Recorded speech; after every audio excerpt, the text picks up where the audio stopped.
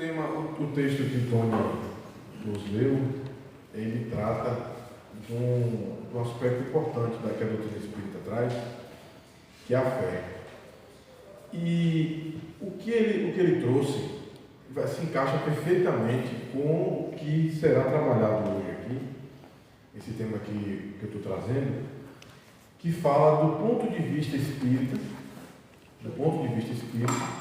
dentro desse assunto central, do tema central desse mês aqui, que é a felicidade não é desse mundo. Esse subtema, esse tópico, ponto de vista, ele está inserido no capítulo anterior, que fala do reino, e vocês veem que é parecido, né? Meu reino não é desse mundo, e assim como a felicidade também não é, a felicidade plena também não é desse mundo. E por que a felicidade não é desse mundo e o reino de felicidade que Jesus fala não é desse mundo? É só uma questão de ponto de vista. Do ponto de vista daquele que é materialista, ou seja, daquele, como disse o texto, que não conhece a fé, que não exercita a fé, ou aquele de nós que nos momentos de perturbação esquecemos desse remédio que é a fé, o nosso ponto de vista passa a ser diferente. Então, quando Kardec colocou esse tema, esse tópico, ponto de vista, que aparentemente não quer dizer nada, sozinho não é mesmo para dizer nada, o que diz realmente é o que está no texto a seguir. E quando falamos de ponto de vista, é interessante a gente observar que na vida como um todo, nas relações que nós temos com as pessoas, na nossa convivência, tudo vai mudando conforme esse ponto de vista. Ontem eu estava lendo um texto na Revista Espírita que tem esse mesmo tema, ponto de vista. Eu estava procurando outro artigo e encontrei esse que traz um conteúdo mais amplo. E lá se fala, nesse artigo, da visão que a criança, que nós tivemos quando criança, da vida, se a gente passava por qualquer dissabor na infância, parecia que o mundo tinha acabado. Hoje nós vemos, às vezes, crianças de 12, 10, 12 anos com problemas ínfimos também, e que levam aquilo a uma proporção muito maior, mas que elas não percebem a desproporção da reação que elas têm ao problema, porque o ponto de vista delas é inserido no problema. E era nosso quando éramos crianças. Quando a gente é criança, a gente vê como criança, como diz Paulo, ama como criança. Quando a gente é adulto, vê como adulto. E é esse o ideal que nós devemos buscar, é procurar sempre que possível, a cada vez mais, afastar o nosso ponto de vista dessas circunstâncias localizadas e procurar ver a coisa de uma forma, de um ponto de vista mais amplo, de um ponto de vista diferente, em que possa se ver especialmente o aspecto espiritual por trás dessas circunstâncias, para que a nossa visão esteja mais ampliada.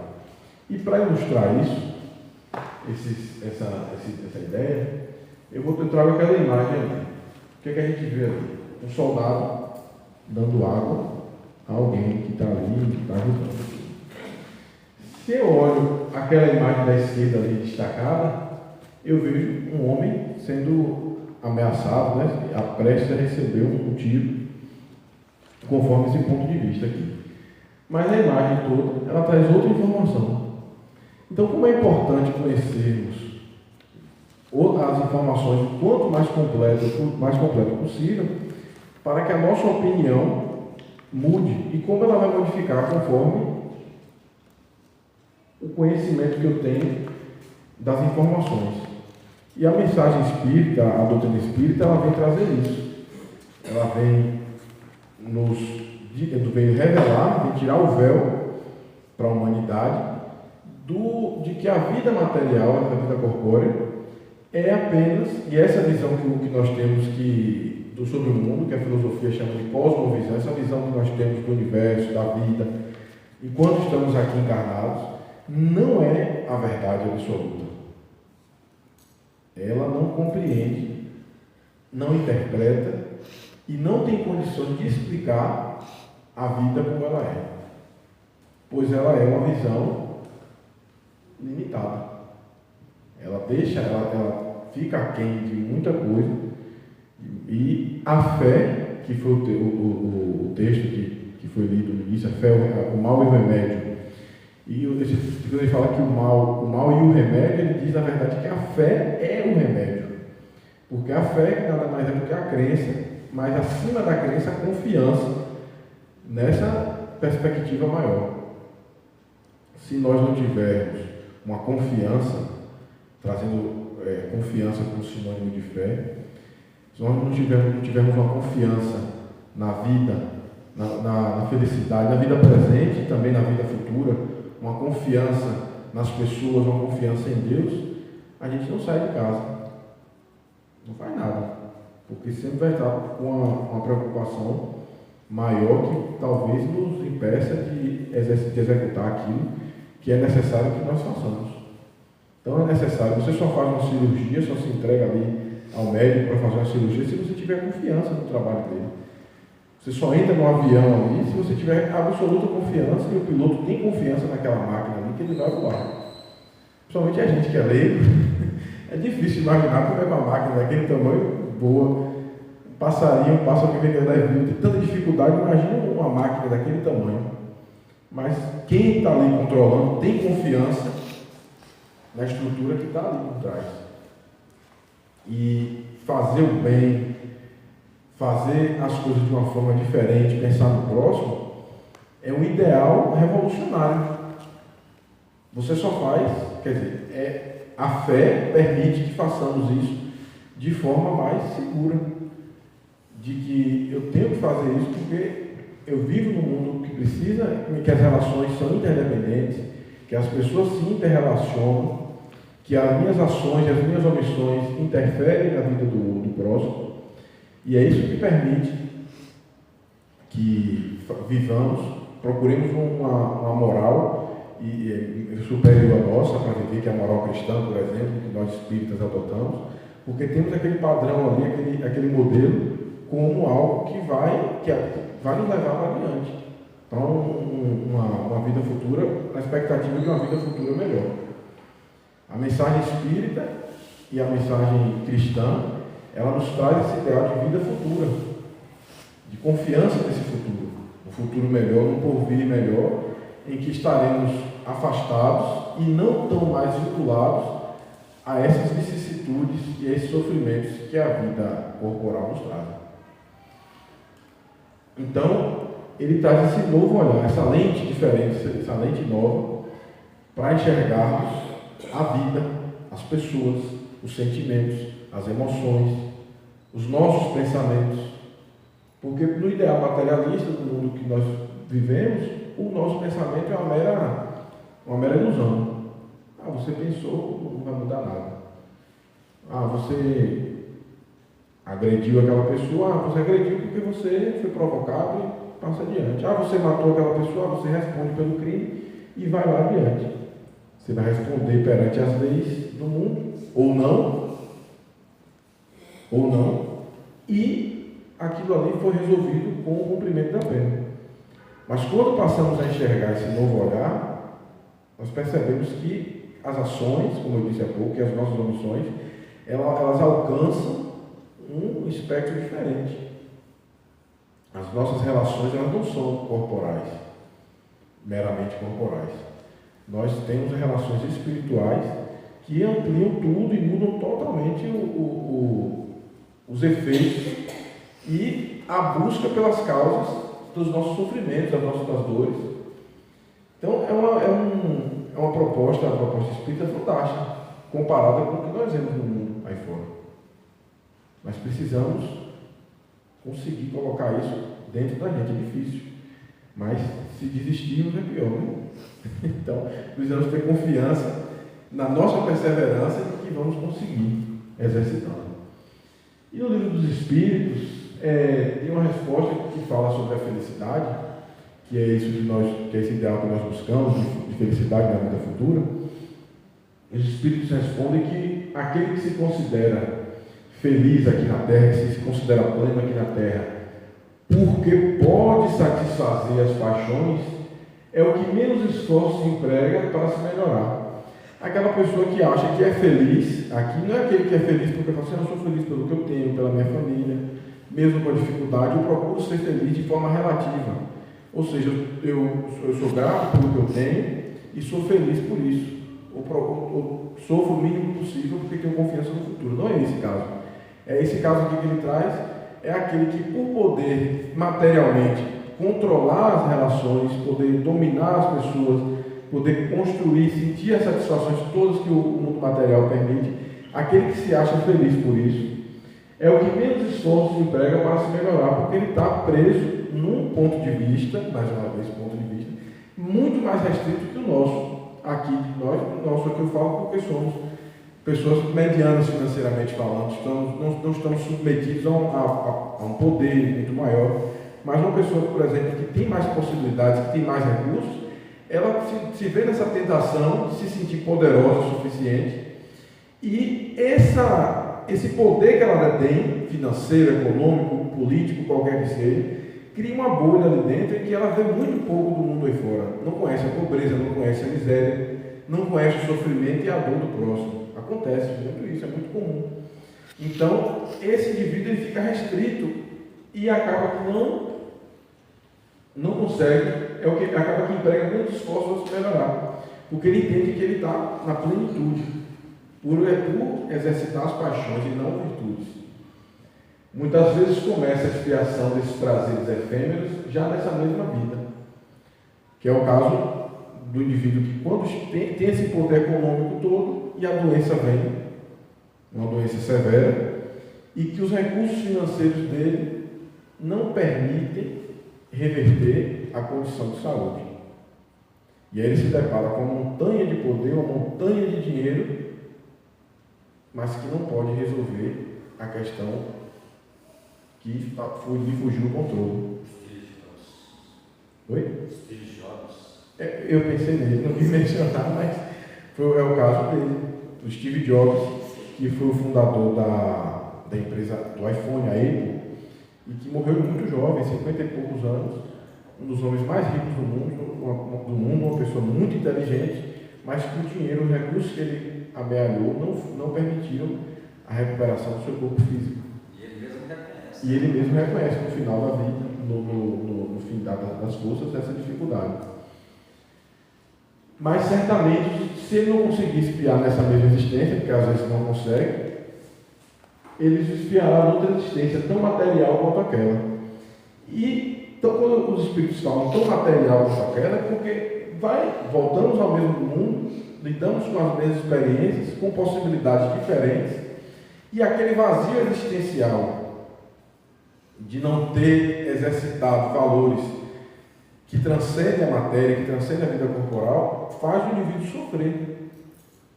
O sofrimento existe, o sofrimento existe em nós, advindo disso, da nossa essência ser espiritual, e nós cultivarmos no nosso dia a dia valores materiais, apego, ódio, as diversas paixões, vícios morais, vícios físicos, vícios corporais, e a nossa alma se sente oprimida, porque você sabe que tem outras potencialidades, que tem outros valores a cultivar, virtudes que ela precisaria se aprimorar, mas que nessa existência aqui você já não consegue, já não se sente mais com a força de vontade para conseguir uma mudança, pois já mergulhou muito fundo e não consegue, talvez, se levantar sozinho.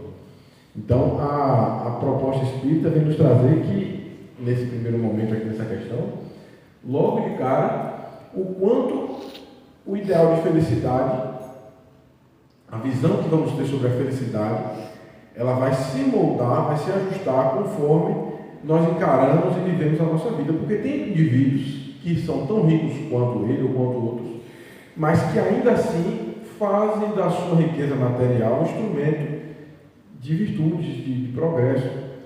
E por isso que muitas vezes, até os que não fazem bom uso, não conseguem esfriar nessa existência, porque ele faz, às vezes, muitas pessoas dependem dessas criaturas. Então, às vezes, ela desencarnar vai gerar um problema tão grande que a espiritualidade permite que ela cumpra aquela existência e que venha uma próxima a possibilidade de reparação. Vamos em frente. E com o Espiritismo, como é que o Espiritismo enxerga essa vida futura? ela deixa de ser, do ponto de vista espírita, um mero artigo de fé, uma hipótese. Porque as outras religiões, as religiões espiritualistas como um todo, elas têm como tem uma perspectiva de uma vida futura. Ou no inferno, ou no céu, ou no purgatório, ou onde quer que seja, mas tem uma perspectiva de uma vida futura. Não se fala necessariamente como. E se fala muito como um artigo exclusivamente de fé. Exclusivamente de fé.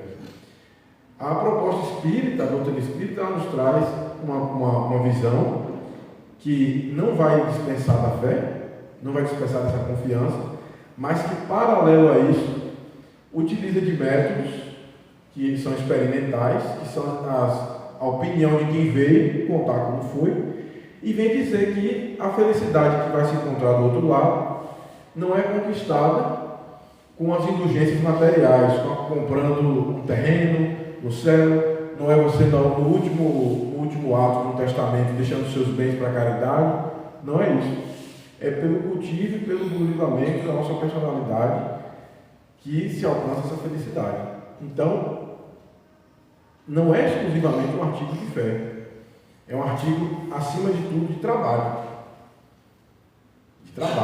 É uma mudança de ideal em que você é responsável, eu e você somos responsáveis, cada um, pelas nossas conquistas, individualmente, coletivamente, no âmbito familiar, somos corresponsáveis uns pelos outros, e nos ambientes de trabalho, na convivência, na casa espírita, vão ampliando, só que a responsabilidade vai sendo diluída. Mas eu não deixo de ter uma corresponsabilidade para com aqueles com quem eu convivo. Se, por exemplo, hoje aqui, nem eu nem Tony viéssemos para executar aquilo que nos comprometemos, nem pedíssemos a alguém que nos substituísse, estaremos nos comprometendo com vocês que vieram aqui participar da atividade e que têm a expectativa de sair daqui um pouco melhor, adquirindo, na expectativa que a gente traga o que a doutrina espírita nos ensina sobre esses ensinamentos, sobre essas ideias. Então, é uma responsabilidade, um compromisso de todos nós, no dia que for teste aqui, ou qualquer outra pessoa, nós temos essa corresponsabilidade. E é importante isso, porque é aí que nós vamos exercitando uns com os outros os freios e contrapesos, nós interferindo cada um conforme o livre-arbítrio e conforme a permissão das leis divinas, a interferência de uns na vida dos outros. Conforme vamos adquirindo novas possibilidades, as nossas responsabilidades também se ampliam. Conforme somos mais inteligentes, conforme nos desenvolvemos moralmente, passamos a ser mais responsáveis por outras pessoas. E aí, os espíritos, num patamar superior, que eu vou falar a seguir, eles acabam sendo responsáveis por comunidades. Aqui na instituição espírita, tem aquele espírito que é responsável espiritual pela instituição, porque são indivíduos que conquistaram virtudes, que são mais felizes que nós e que podem nos ensinar pela intuição, pela instrução, dentro daquilo que não interfere no nosso livre-arbítrio, a sermos melhores também. Mas eles ensinam primeiro, eles só ensinam porque viveram aquilo, porque exercitaram e, acima de tudo, aprenderam.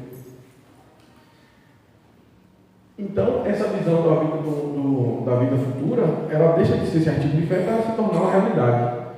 Quando ouvimos os relatos dos espíritos falando de uma vida futura, falando que tem algo mais, que tem uma vida espiritual muito mais ampla, que essa daqui é meramente uma infância. Assim como nós falamos à criança, para não se aborrecer com aquele pirulito que caiu na terra, porque é mais um, aquilo ali é uma coisa transitória, aquela queda ali que ele teve, que vai passar, que a gente vai ali beijo o rosto, vai passar, e passa.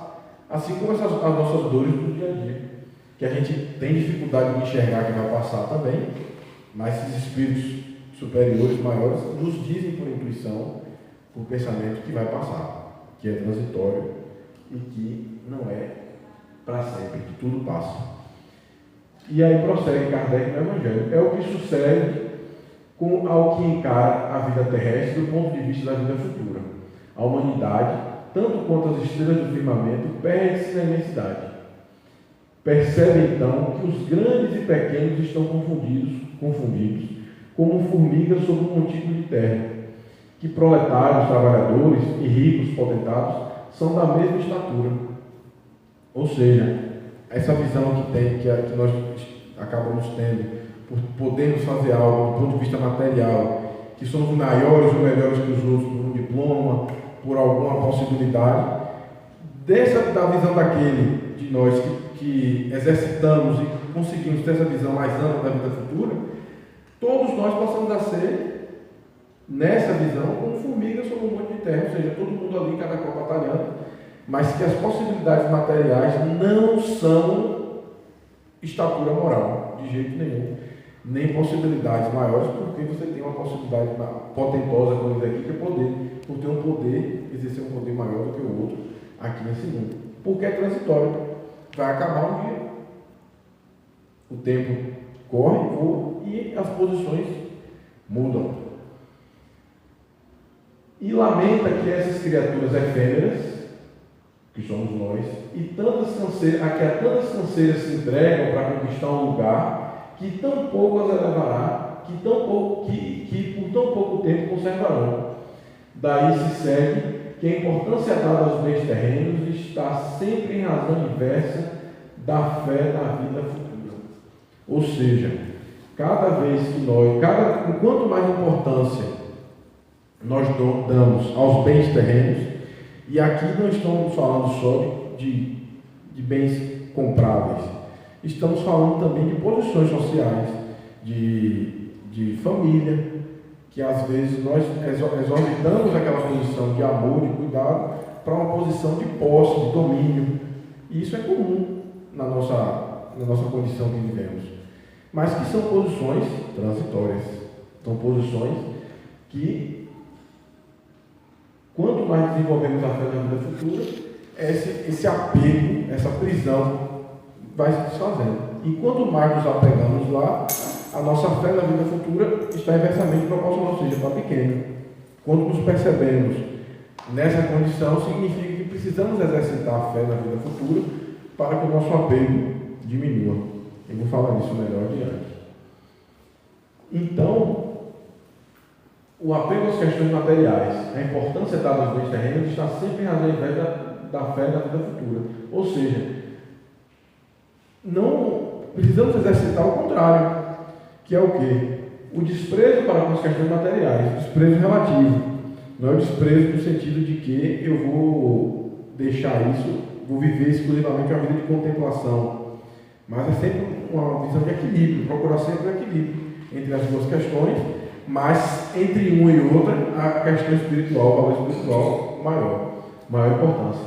Pois aquele que se preocupa com o futuro não liga ao presente mais do que relativa importância. Então, é uma importância relativa, sem se preocupar, mas sim se ocupando no tempo presente, sem transformar as relações entre as pessoas, sem transformar os problemas que vivemos em um obstáculo para o nosso progresso e para o nosso desenvolvimento. E facilmente se consola dos seus insucessos pensando no destino que aguarda, porque esses insucessos, esses momentos, vão passar também. Vão passar. Mas você só percebe que passa quando exercita esse desapego, ou seja, dando a relativa importância ou a importância que aquele problema merece. Mas você não vai entender, a gente só entende que esse problema não tem importância quando você percebe que você é algo maior que o problema. Ou como diz aquela frase famosa do para-choque dos caminhões, não diga ao seu problema, não diga a seu Deus que você tem um grande problema. Diga ao seu problema que você tem um grande Deus. E isso é uma frase, essa é uma frase simples. Mas quando ela coloca Deus acima do seu problema, você se sentindo ali filho de Deus, você está amando, você está exercitando o amor a Deus, um amor a Deus, ou seja, dando importância maior, uma importância justa, que é uma importância grande a Deus, e relativizando o tamanho do seu problema. E para isso, e aqui Lao Tse, o filósofo, ele disse que, ele traz uma frase aqui interessante, que para alcançar o conhecimento, adicione coisas todo dia.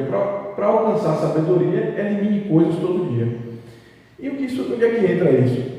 Que para adquirirmos essa tranquilidade, essa tranquilidade, essa fé, nós precisamos adquirir, adicionar, mas precisamos também nos desprender de determinados valores que carregamos entre a gente, que nós só levamos às vezes no automático, sem perceber que muitas vezes são esses hábitos mal educados que nos dirigem o hábito de não nos enxergarmos tão grande como somos, do ponto de vista espiritual, nos enxergarmos filhos de Deus, enxergarmos como espíritos imortais. E para isso, precisamos entender que o progresso moral é o caminho, é o único caminho que nós temos para isso. E esse progresso se dá exatamente na substituição desses vícios morais que nós carregamos, dessa incredulidade, da tristeza, da revolta, pela aquisição de virtudes. E a principal delas, que foi dita no início, é a fé. A fé é uma virtude. A gente não vai conseguir nunca deixar a nossa insegurança, o nosso medo, simplesmente num toque de mágica. Eu eu quero agora deixar de ter receio, de ter medo, de colocar meus problemas acima dos meus valores espirituais. Não é um toque de mágica. O controle do pensamento, da mudança, do ajuste de personalidade e da educação da nossa personalidade, do nosso espírito, se dá adicionando virtudes no lugar desses vícios. E a principal virtude, no caso desses vícios morais que eu falei aqui, é a fé, da incredulidade, que é aquela passagem, aquela música de São Francisco, aquela oração de São Francisco, ela nos dá uma aula belíssima de como adquirir virtudes abandonando vícios. Onde houver, quem puder me ajudar aqui, onde houver erro, que eu leve a verdade. Onde houver desespero, que eu leve a esperança. Onde houver tristeza, que eu leve a alegria. Então, acima de tudo, em nós primeiro. Em nós primeiro. Onde houver tristeza, que eu traga alegria para mim, para que a tristeza saia. A tristeza não vai sair num toque de mágica. Eu preciso exercitar minha vontade de tirar essa tristeza de mim, mas trazendo o sentimento, a virtude que vai expulsar a tristeza de dentro do meu pensamento. E assim com todas as virtudes. Essa oração de São Francisco é um manual completo de espiritualização nesses modos aqui que nós estamos falando hoje aqui. Porque ele contempla. E acima de tudo que fala para nós, mas levando para o próximo. Porque é nesse exercício de levar para o próximo que vamos tornando essas virtudes fixas na nossa personalidade. Você traz para si para se fortalecer. Mas só vai ser só vai ser sua mesmo aquela virtude quando você tiver capacidade de levar isso para alguém. Quando você tiver condições e se dedicar a levar isso ao próximo. Aí essa virtude deixa de ser um mero artigo, uma mera figura, uma mera utopia, e passa a ser uma verdade na nossa personalidade. É aí que passamos a ter uma personalidade mais educada enquanto espíritos. E vamos avançando na famosa escala espírita, porque quando estamos aqui no início, aqui no início da escala, que a materialidade, a influência da lei de causa e efeito, a ignorância e responsabilidade ainda nos dirige, quando vamos estar avançando aqui no progresso da escala moral, não temos mais a lei de causa e efeito nos dirigindo. Por quê? Em detrimento dela é a lei de amor e caridade. Eu não vou precisar mais expiar por uma falta da mesma forma quando eu me proponho a me vingar de alguém. Eu sofri um revés, eu perdoo aquela criatura, eu sou perdoado, exercito o amor e vou procurar um trabalho no bem para progredir. Mas eu só consigo fazer isso por meio das virtudes. Se eu não entendo que as virtudes são os meios eficazes de me aperfeiçoar, eu preciso ainda da lei da dor, a lei de causa e efeito, que vai me colocar de cara a cara com a dor, com o sofrimento mais grosseiro, até que eu entenda e compreenda melhor que o universo é regido pelo amor e que o progresso pelo amor é mais suave. Em vez da ignorância, a responsabilidade. como eu disse no início, a proposta espírita ela não nos convida nem nos permite que vivamos e queremos nos entregar à ignorância. Não é bem assim, eu não quero saber isso, porque se eu souber disso, eu vou ficar mais responsável. Não, você sabe, você está dando de cara com conhecimento, e é melhor que você saiba, seja responsável pelas suas decisões, e se errar, na reparação vai ser muito mais rápido. Não adianta de querer se fechar o conhecimento para não ser responsável.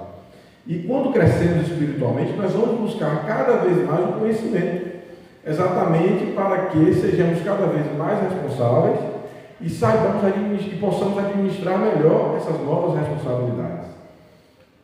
Da mesma forma, com o instinto, que é substituído pelo uso da razão. A razão aqui, não a intelectualização, não é a máquina ali pensou maquinalmente, mas a razão enquanto equilíbrio do intelectual com o emocional. É um ponto interessante que a doutrina espírita, especialmente o Evangelho segundo o Espiritismo, na maioria dos seus capítulos, ele nos traz. Que a fé da doutrina espírita é uma fé raciocinada, mas não é uma fé intelectualizada, hermeticamente fechada, que você vai desprezar os sentimentos. Pelo contrário, a fé raciocinada, ela busca um equilíbrio, ou seja, uma harmonia entre aquilo que eu sinto, aquilo que você sente e aquilo que eu vejo que é racional, que faz sentido, que é lógico e que pode encarar a razão em qualquer época da humanidade, mas sem de jeito nenhum desprezar o sentimento. Inclusive eu achava que não era assim. Eu achava que o sentimento não tinha nada a ver, mas quando a gente passa a estudar um pouquinho mais, ouvir outras pessoas mais experientes, a gente vai entendendo isso, que é o equilíbrio entre as duas, entre o sentimento e a intelectualização intelectual, que vai nos fazer progredir. E essas virtudes nesse mesmo contexto.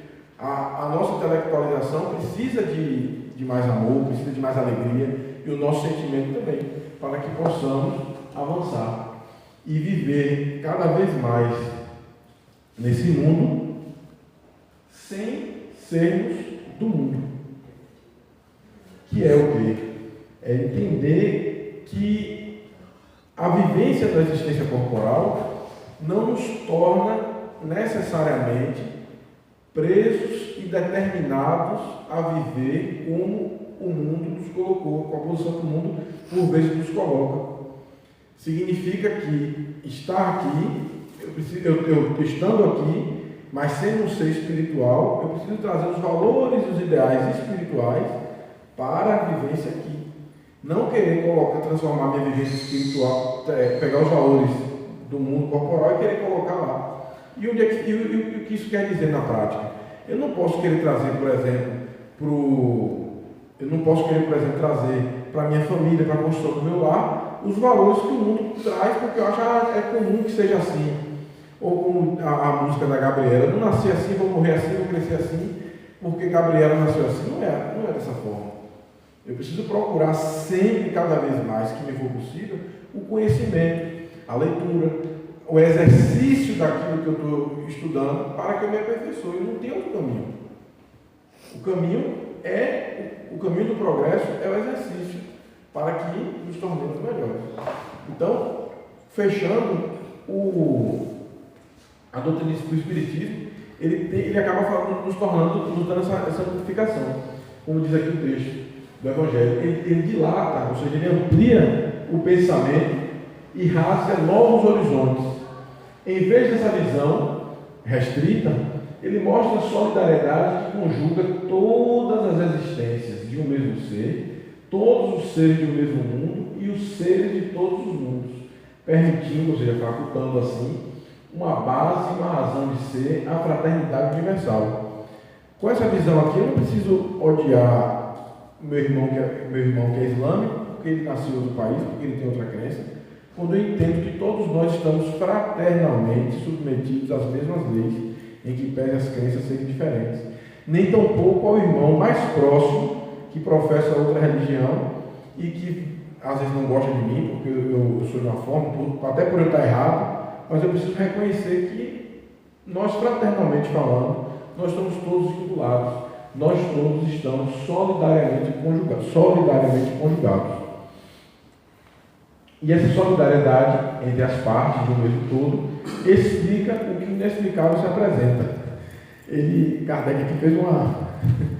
Porque o inexplicável, muitas vezes, para o mundo, com essa visão do mundo aqui, que às vezes o que é inexplicável é estarmos, como muitas vezes aqui vimos trabalhadores mais antigos saírem pela noite, distribuindo sopa, saírem pela cidade, saírem das suas casas para vir aqui para o centro fazer o acolhimento fraterno, saírem às 18 horas para vir aqui fazer o evangelho, a meditação das 6 horas e ouvir os problemas das pessoas. Isso é algo inexplicável para quem está lá fora. E não é só aqui, nas outras religiões também tem muito disso, mas trazendo para aqui, isso é inexplicável porque a pessoa vai sair de sua casa para ficar lá atendendo, conversando com outra pessoa. Por que isso? Para quem? O que você vai ganhar em troca? Não vai ganhar nada, do ponto de vista do mundo. Mas nós entendemos e passamos a entender aqui que aquelas dores daquelas pessoas que elas trazem, que aquela infelicidade que elas têm, que carregam em si, nós observando a vida delas, observando o sofrimento que por vezes elas passam, que são maiores do que os nossos, percebemos, desse ponto de vista, o quanto somos felizes. Então, a felicidade, ela vai mudar, ela vai variar conforme o nosso ponto de vista que nós nos coloquemos. Então, o convite a todos que possam conhecer reler, quem já conhece, quem não conhece, dá uma lida nesse texto, que está no capítulo 2 do Evangelho segundo o Espiritismo, o ponto de vista. Uma mensagem muito boa, interessante, e fica a reflexão. Muito obrigado a todos e a todas as perguntas, né, ou os complementos, quem quiser fazer algum reparo.